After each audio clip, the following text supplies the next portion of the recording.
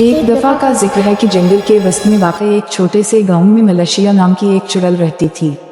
वो सबसे खौफजदा थी और इससे गुरेज किया गया था क्योंकि कहा जाता था कि इसकी ताकतें तारीक और ख़तरनाक थीं। एक दिन तिमी नाम का एक छोटा बच्चा जो एक मजदूरी के साथ पैदा हुआ था, मुहिमजोई की तलाश में जंगल में भटक गया। जैसे जैसे तिमी जंगल की गहराइयों में घूमता गया, साए गहरे होते गए और दरख्त इसके इर्द गिर्द मुड़ते और मरोड़ते नजर आते। इसने मलेशिया की झुपड़ी को ठोकर मारी जो उलझी हुई बेलों और कंटों के पर्दे के पीछे छुपी हुई थी। चुड़ैल की आंखें बदतमीजी से चमक उठी जब उसने टमी को अंदर से इशारा किया।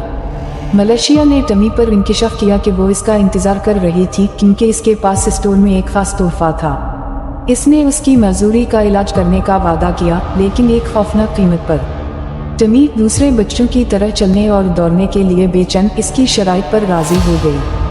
जैसे ही चंद आसमान पर नीचे लटका हुआ था, मलेशिया ने टीमी को जंगल की गहराई में साफ करने की तरफ ले जाया। इसने कदीम तराने का नारा लगाया और वह एक खौफनाक धड़कती हुई तवानाई के साथ मोटी हो गई। टमी ने महसूस किया कि उसका जिस्म मुड़ना शुरू हो गया है, इसके आज़ा लंबे हो रहे हैं और इन तरीकों से शक्ल इख्तियार कर रहे हैं जो नामुमकिन लग रहे थे।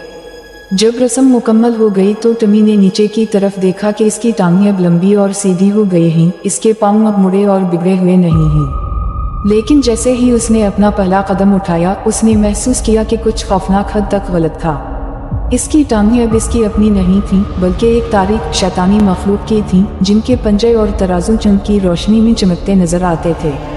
टीमी दहशत से चीख पड़ी जब मलेशिया खुशी से झूम उठी। उसने इंकिशाफ किया कि इसने उसे धोखा दिया था। इसकी नई टांगें एक लानत थीं, नेमत नहीं, और वो हमेशा के लिए जंगल का पाबंद रहेगा, चुड़ैल के सियाह जादू का खादिम। और यूं तिमी रात की मखलूक बन गई, हमेशा के लिए जंगल में फंस गई। इसकी टांगें इसे गंभीर और खौफनाक सफर पर ले जाती हैं। जैसे ही मलेशिया की हंसी दरख्तों से गूंज रही थी, इस हौलनाकी की याद दहानी जो उसने